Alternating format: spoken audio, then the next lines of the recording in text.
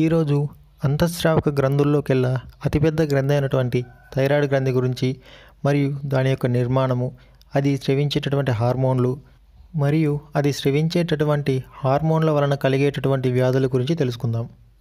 Thyroid గ్రంథి యొక్క నిర్మాణం. థైరాయిడ్ గ్రంథి అనేది సీతాకోక చిలుక మాదిరిగా ఉంటుంది. ఇది మెడ క్రింది భాగంలో వాయునాళానికి ఇరువైపులా ఉంటుంది. ఇది ఒక ద్విలంబికా గ్రంథి, అంటే ఇది ఎడమ కుడి లంబికలను కలిగి ఉంటుంది. ఈ రెండు లంబికలు కలుపుతూ ఉండే భాగాన్ని ఇస్తమస్ అంటారు. ఈ గ్రంథి సాధారణంగా మగవారిలో కంటే స్త్రీలలో కొంచెం పెద్దగా ఉంటుంది. ఈ గ్రంథిలో ఉన్నటువంటి రెండు లంబికలలో ఎడమ లంబిక అనేది పరిమాణంలో కొంచెం పెద్దదిగా ఉంటుంది. ఈ థైరాయిడ్ గ్రంథి అనేది శరీర జీవక్రియ రేటును నియంత్రించడంలో ముఖ్య పాత్ర వహిస్తుంది. ఈ థైరాయిడ్ గ్రంథి అనేది మెదడులోని పీయూష గ్రంథి యొక్క పూర్వలంబిక స్రవించేటటువంటి TSH థైరాయిడ్ స్టిమ్యులేటింగ్ హార్మోన్ చేత ప్రేరేపించబడుతుంది. ఇక థైరాయిడ్ గ్రంథి స్రవించేటటువంటి హార్మోన్లు. థైరాయిడ్ గ్రంథి అనేది ముఖ్యంగా 3 రకాల హార్మోన్లను స్రవిస్తుంది, కానీ అందులో 2 మాత్రమే ప్రధానమైనవి. ఒకటి థైరాక్సిన్ లేదా T4 అని అంటారు. రెండవది ట్రైఐడోథైరోనిన్ లేదా 3,4 అని అంటారు. మూడవది కాల్సిటోనిన్. ఈ థైరాక్సిన్ అనే హార్మోను 4 అయోడిన్ పరమాణువులను కలిగి ఉండడం వల్ల దీనిని T4 హార్మోన్ అని కూడా అంటారు. అలాగే ట్రైఐడోథైరోనిన్ అనే హార్మోను కేవలం 3 అయోడిన్ పరమాణువులు మాత్రమే కలిగి ఉండడం వలన దీనిని T3 హార్మోన్ అని కూడా అంటారు. థైరాక్సిన్ అనేది ట్రైఐడోథైరోనిన్ కంటే కూడా పరిమాణంలో ఎక్కువగా విడుదలవుతుంది. కాకపోతే ట్రైఐడోథైరోనిన్ అనే హార్మోను చాలా ఎఫిషియెంట్గా పనిచేస్తుంది, అంటే చాలా సమర్థవంతంగా పనిచేస్తుందన్నమాట.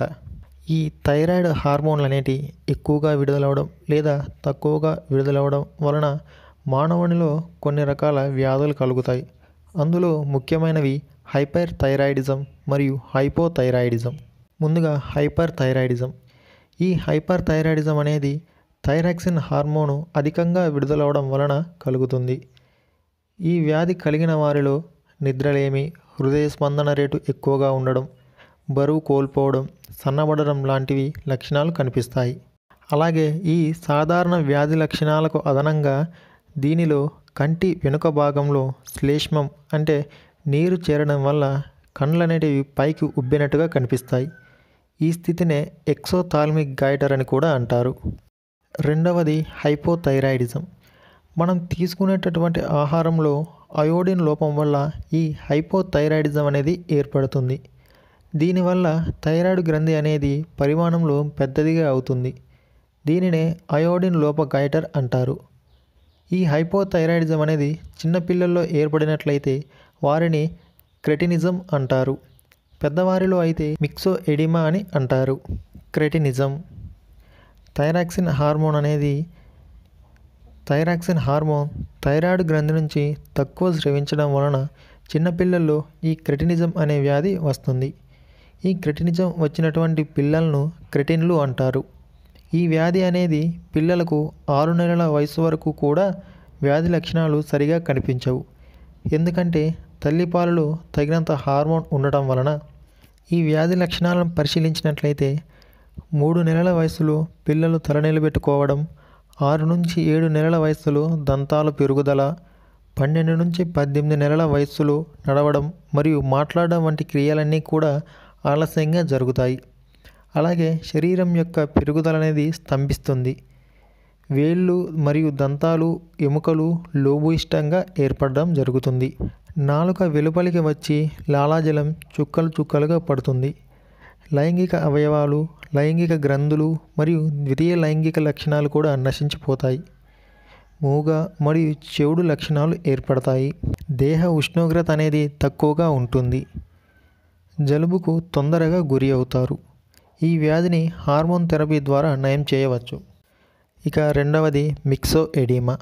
ఈ వ్యాధి పెద్దలలో థైరాయిడ్ హార్మోన్ లోపం వలన వస్తుంది. ఈ వ్యాధి పురుషుల్లో కంటే స్త్రీలలో ఎక్కువగా వస్తుంది. ఈ వ్యాధిని గల్స్ వ్యాధి అని కూడా అంటారు. ఈ వ్యాధిలో కొన్ని భాగాలలో చర్మం ఉబ్బుతుంది. ఈ వ్యాధి లక్షణాలు ఈ క్రింది విధంగా ఉంటాయి.